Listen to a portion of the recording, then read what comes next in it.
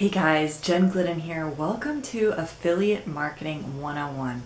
Today I want to cover essentially the basics of lead capture and autoresponders, kind of give you a big picture overview of how collecting leads online and then communicating with those leads works. So I have my handy dandy whiteboard with me today, and I just want to get into this right away. So first off, you're going to have a capture page. That is going to be a website.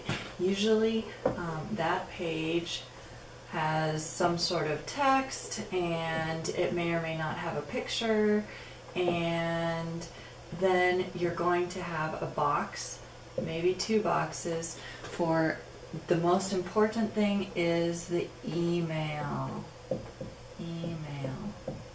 So you're going to have this web page where people can look at what you're offering.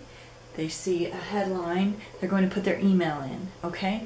Now, when they do this, the email goes somewhere. And what you're going to want to have is an autoresponder set up.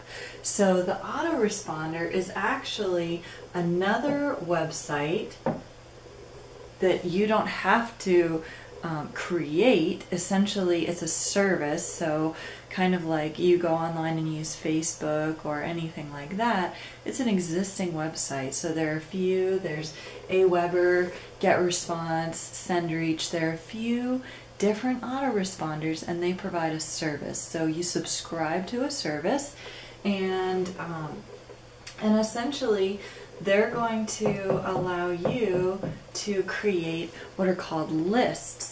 So everyone who opts into this capture page is going to go onto one list, which you specify that you created in the autoresponder. So autoresponder.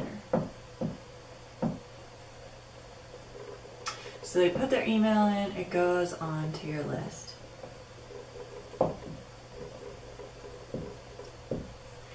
As more people opt in, that's what it's called, when they put their email in the capture page, they're opting in, they're requesting information.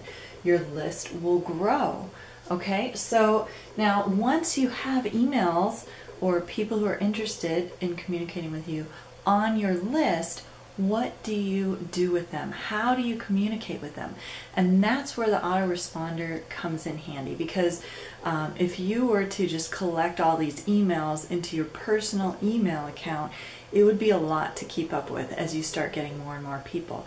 The beauty of the autoresponder is that not only can it send someone a message immediately when they subscribe, then they can also follow up with that person over time and send them emails that you create that are actually saved inside the autoresponder.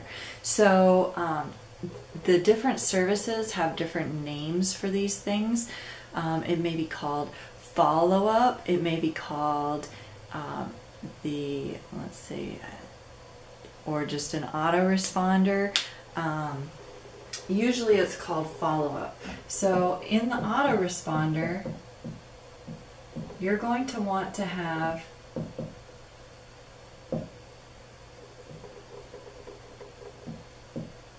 like a welcome email, and then you're going to have follow-up.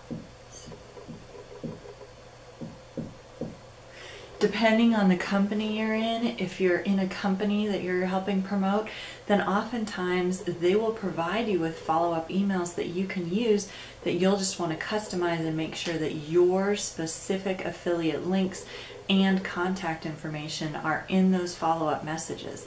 Okay, now depending on how you're communicating with your list, you'll also want to send them current notifications. So like, let's say there's a special event going on in the evening and you want to let them know about it.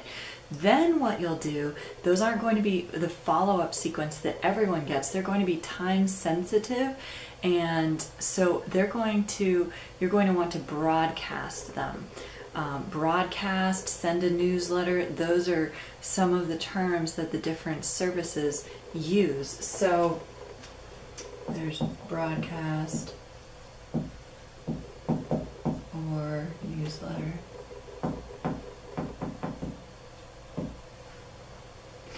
So those are just a one-time thing. Now, depending on the specific newsletter, if it performs well, if you see a lot of people respond to that email, a lot of people open it, a lot of people click through, then that is going to be maybe something that you want to either use in the future for a similar event or also incorporate into your follow-up sequence. Now, just so you know, people who opt in for information are going to be most responsive the first 7 days especially, and then for the first 21 days, if they're going to take some sort of action with you, then that's usually when they'll do it. Otherwise, they may just sit on your list and then watch what you do. So in another video, I'm going to go into a little more about sending emails and working with an autoresponder, but I wanted to give you this overview of how it works, and I hope that this was a helpful video for you. Now, so just to review, you're going to have people visit your webpage. That's usually an affiliate link that you have. They're going to put their email into the capture page. Now, that email is going to feed to an autoresponder, and you're going to have a list of the people who have signed up, and they're going to start receiving the welcome email, the follow-up emails. Now, just one more thing that I need to cover here. When they opt in and hit the yes button, they want the information, oftentimes you're going to send them directly to a sales page or that info. So you're going to send them to another website, and oftentimes the setting for where they will go once they opt in to your list, once they put their email in, that setting is going to be in your autoresponder settings. So usually they're under the list settings, they may be under the form settings depending on which service you're using. So once they see the sales or info page, then they're still going to be getting emails from you, but they've gotten that information that you promised them when you had your initial capture page. So so that's what it looks like for your customer, and then they start, or your lead, your prospect, and they start getting the emails every day, however often you're communicating with them. That's a general overview. I hope it was helpful. If it was, please leave me a comment, and I look forward to hearing about your success with online marketing. Thanks for watching.